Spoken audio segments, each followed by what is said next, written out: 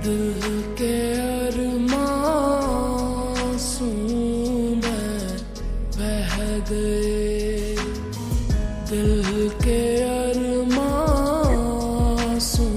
মা, আসো আসো, বসো। আরে ছেলে মেয়ে তো আমাদের ঘরেরই ছেলে, এত দেখা দেখি কি আছে। তো ভাই সাহেব, আর দেরি না করে আমরা দিনক্ষণটা ঠিক করে ফেলি। হ্যাঁ হ্যাঁ ভাবি, করেন। আঙ্কেল, ওদের একটু আলাদা কথা বলা দরকার না? আরে না বোকা, তোরা চল। বোকা আমাকে তোমার পছন্দ হয়েছে? তোমাকে পছন্দ হওয়ার কারণটা জানতে চাও? বলো তো কেন? ল সাবজেক্টটা আমার খুব পছন্দ।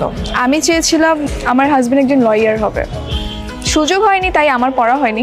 তোমার সাথে আমার ব্যাপারটা মিলে গেছে এই জন্য। আঙ্কেল, ওর সাথে ওই ছেলেটাকে? ও হচ্ছে নাই আমাদের ড্রাইভার।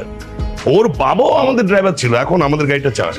খুব ভালো ছেলে। কিন্তু ড্রাইভার হলো না, আমাদের বাড়িতেই ও ছোট থেকে বড় হয়েছে, আমার ছেলের মতো। আঙ্কেল, হয়েছে কি, অর্ণব বলতে চাচ্ছিল যে আমার হবু ভাবি মনিকা কোথায় আছে, কখন আসবে। এই সবসময় আমাকে ফাঁসি দিস কেন? আমি বলছি তো একবারও বলতে এগুলি। আরে এত উতলা হওয়ার কি আছে? অস্থির হচ্ছিস কেমন? আসবে, সে আসবে তো। বিয়ের ডেটটা একটু বেশি দেরি হয়ে গেল না? কোনোভাবে কি আগানো যায়? আমার বন্ধুত্ব তর্স হচ্ছে না। আসছে মনে হয়।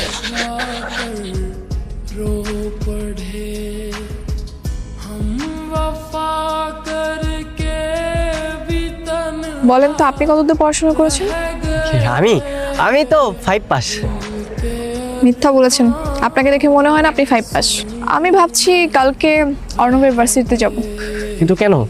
না, ওর ভার্সিটিতে গিয়ে আমি যাচাই বাছাই করবো ও আসলেই পাস করেছে কিনা। আরে কি বলছেন আপনি? ফার্স্ট ক্লাস ফার্স্ট পেয়েছে আর আপনি ওকে নিয়ে সন্দেহ করছেন? বাসায় তো সবকিছু টাঙানো আছে, সার্টিফিকেট গুলো টাঙানো আছে। চলেন আমি বাসায় গিয়ে আপনাকে দেখাচ্ছি। চল।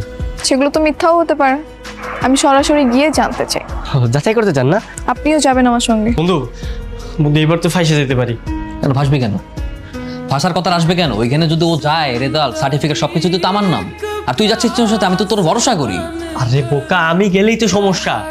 ওইখানে তো সবাই আমার চিনে, আর ওর সামনে যদি আমার সবাই অর্ণবর্ণ বলে রাখে তাহলে তো একটা বিরাট বড় ঝামেলা হয়ে যাবে। তুই কালকে যাওয়ার সময় সানগ্লাস আর মাস্ক পরে যাবি। কেউ যদি তোর সানগ্লাসটা খুলতে বলে বলবি যে তোর চোখ উঠছে, তোর চোখের দিকে তাকালে ওদের চোখ উঠে যাবে। স্যার, আপনার একটা হেল্প লাগবে আমার। আমার হেল্প বলেন।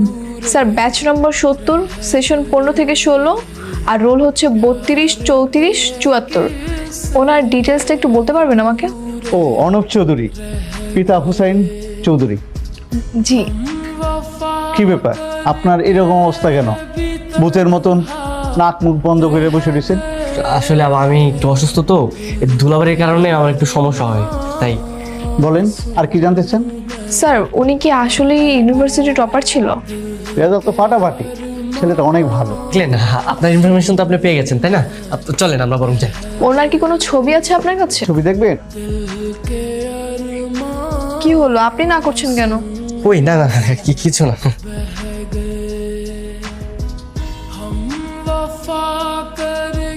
দেখেন, এই ব্যাপারটা যে এইভাবে আপনার কাছে প্রকাশ পাবে আমি না কখনো কল্পনাতেও ভাবিনি।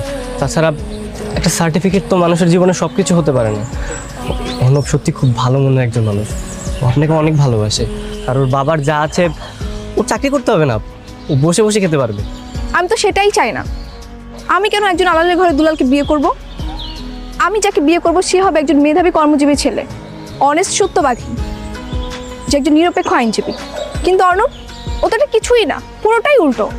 না একজন সত্যবাদী, না একজন আইনজীবী। অর্ণব আপনাকে অনেক ভালোবাসে, বাবার কোনো টাকা পয়সা কমতে নেই। আর অর্ণব তুই? মানে হ্যাঁ, এখানে এসেছিলাম। আরে এই মেয়েটা সেই মেয়েটা না, যাকে তুই প্রথম থেকে প্রেমে পড়ে গিয়েছিলি?